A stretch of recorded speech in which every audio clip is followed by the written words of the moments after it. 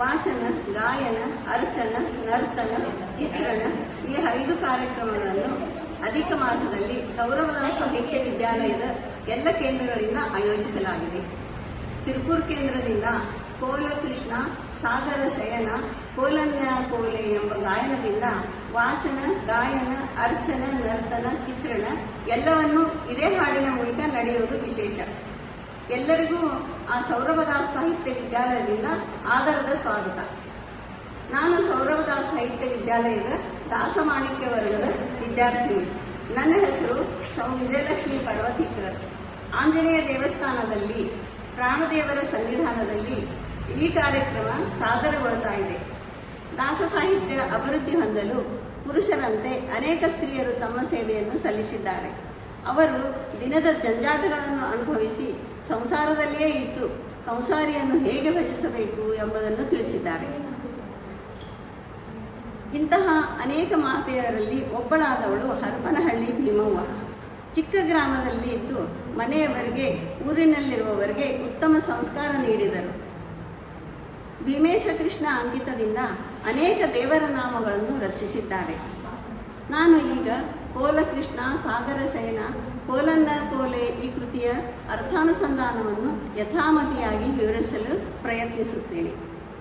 ಕೃಷ್ಣನ ಲೀಲೆಗಳನ್ನು ಎಲ್ಲ ದಾಸರುಗಳು ಅನೇಕ ರೀತಿಯಾಗಿ ವಿವರಿಸಿದ್ದಾರೆ. ಇದು ದಶಮಸ್ಕಂದದ ಭಾಗವತದಲ್ಲಿ ಕೃಷ್ಣನ ಲೀಲೆಗಳನ್ನು ತಿಳಿಸಿದ್ದ ಕೃತಿ. ಮೇಲಿಟ್ಟಿದ್ದ ಸಕ್ಕರೆ ತಿಂದು ಮನೆಯೆಲ್ಲ ಚೆಲ್ಲಿ ನಾನಲ್ಲ ಬೆಕ್ಕು ಬಂದಿದೆ ಎಂದು ಹೇಳಿ ಓಡಿ ಹೋಗ್ತಾನೆ ಕೃಷ್ಣ. ಆಮೇಲೆ ತಾಯಂದರು ಮಕ್ಕಳು ಮಲಗಿದ್ದಾರಪ್ಪ ಎಬ್ಬಿಸಬೇಡ ಎಂದು ಹೇಳಿದರೆ ಬಟ್ಟಲು ಬಾರಿಸುತ್ತಾ ಎಲ್ಲರನ್ನು ಎಬ್ಬಿಸ್ಬಿಡ್ತಾನೆ ಕೃಷ್ಣ. ಇನ್ನೊಂದು ನುಡಿಯಲ್ಲಿ ಗೋಪಿಕಾಸ್ತ್ರೀಯರು ಹಪ್ಪಳ ಮಾಡ್ತಾ ಇರ್ತಾರೆ. ಇವನು ಬಂದ ಎಂದು ತೆಗೆದಿಡಬೇಡ್ರಿ, ನಾನು ಏನು ಮಾಡಲ್ಲ ಅಂತ ಹೇಳ್ತಾನೆ. ಅಪ್ಪಂಥವನಲ್ಲ ಅಂತ ಹೇಳ್ತಾನೆ ಕೃಷ್ಣನ. ಅಪ್ಪಂಥವನಲ್ಲ, ಕಳ್ಳನಲ್ಲ ಅಂತ ಹೇಳ್ತಾನೆ. ಮತ್ತೊಮ್ಮೆ ಮನೆ ಸಾರಿಸಿದ ರಂಗೋಲಿ ಹಾಕಿರ್ತಾರೆ ಗೋಪಿಕಾಸ್ತ್ರೀಯರು. ಅವರು ಅದರ ಮೇಲೆ ಧೂಳು ಹಾಕಿ ಯಶೋದೆಗೆ ಕರೀತಾನೆ. ನೋಡ್ಬಾ, ನಾ ಹೆಂಗೆ ರಂಗೋಲಿ ಹಾಕಿನಿ ನೋಡ್ಬಾ ಅಂತ ಕರೀತಾನೆ. ಆಮೇಲೆ ಇನ್ನೊಂದು ನುಡಿಯಲ್ಲಿ ತುಳಸಿಯನ್ನು ತಾನೇ ಮುಡಿಯುತ್ತಾನೆ ಕೃಷ್ಣ. ನೈವೇದ್ಯ ಮಾಡಲು ಹೋದರೆ ತಾನೇ ಬಾಯಿ ತೆರೆಯುತ್ತಾನೆ. ಅಂದರೆ ತನಗೇ ನೈವೇದ್ಯ ಆಗ್ಬೇಕಂತ ತಿಳ್ಕೊಂಡು ತಾನೇ ಬಾಯಿ ತೆರೆಯುತ್ತಾನೆ. ಮತ್ತೆ ಯಶೋದೆಯನ್ನು ಕರೆಯುತ್ತಾನೆ, ಬಾ ಯಶೋದೆಯಮ್ಮ ಅಂತ. ಇನ್ನೊಂದು ನುಡಿಯಲ್ಲಿ ಜನ ಕಜ್ಜಾಯ ಮಾಡುವಾಗ ಅಲ್ಲಿಗೆ ಹೋಗಿ ಇವತ್ತು ಏನು ಹಬ್ಬ ಅಂತ ಕೇಳ್ತಾನೆ. ತಾನೇ ಎಲ್ಲ ತಿಂದು ಅವರಿಗೆ ಜಿಪ್ಪನ್ನು ತೋರಿಸ್ತಾರೆ, ಅಂದರೆ ಹೆಬ್ಬಟ್ಟು ತೋರಿಸ್ತಾನೆ. ಎಲ್ಲರ ಮನೆಯಲ್ಲಿ ಬೆಣ್ಣೆ ಮಜ್ಜಿಗೆ ಕದಿಯುತ್ತಾನೆ. ಹಿಡಿಯಲು ಹೋದರೆ ನಿಮ್ಮ ಅಜ್ಜನ ಮಗನಲ್ಲ ಅಂತ ಹೇಳ್ತಾನೆ. ಯಶೋದೆಯರು ಉಪ್ಪು ಸರಿಯಾಗಿದೆ ನೋಡು ಎಂದು ರುಚಿ ನೋಡಲು ಹೇಳಿದರೆ ಎಲ್ಲ ತಿಂದು ಬಿಡುತ್ತಾನೆ. ಹಿಡಿಯಲು ಹೋದರೆ ನಿಮ್ಮಪ್ಪನ ಮಗ ಅಂತ ಹೇಳ್ತಾನೆ. ಹೀಗೆ ಗೋಪಿಯರಿಗೆ ಅನೇಕ ರೀತಿ ಕಾಡಿದಾಗ ಗೋಪಿಯರು ಸಿಟ್ಟಿನಿಂದ ಹೋಗಿ ಯಶೋದೆಗೆ ಹೇಳಿದಾಗ ನನ್ನ ಮಗ ಅಪ್ಪಂಥವನಲ್ಲ ಅಂತ ಹೇಳ್ತಾನೆ. ಅಂದರೆ ನನ್ನ ಮಗ ಕಳ್ಳಲ್ಲ ಅಂತ ತನ್ನ ಮಗನನ್ನು ಒಪ್ಪಿಟ್ಟುಕೊಳ್ಳುತ್ತಾಳೆ. ಇಂತಹ ಕೃಷ್ಣನ ಮಹಿಮೆ ಅಪಾರವಾಗಿದೆ. ಎಲ್ಲ ದಾಸರುಗಳು ಅನೇಕ ರೀತಿಯಾಗಿ ವಿವರಿಸಿದ್ದಾರೆ.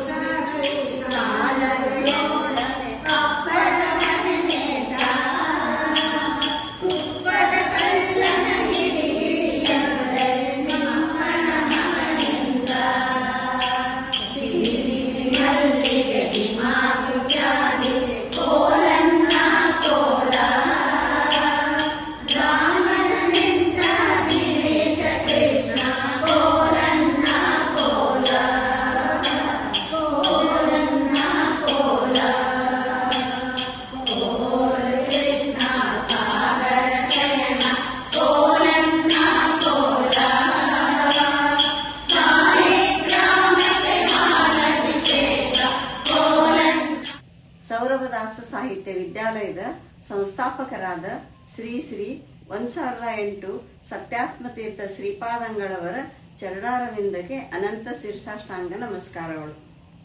ನಮಗೆ ಅವಕಾಶ ಮಾಡಿಕೊಟ್ಟಂತಹ ಡಾಕ್ಟರ್ ಪಂಡಿತ್ ಪ್ರಮೋದಾಚಾರ್ಯ ಪೂಜಾರಿ ಅವರಿಗೆ ಅನಂತ ನಮಸ್ಕಾರಗಳನ್ನು ಹೇಳುತ್ತೇನೆ.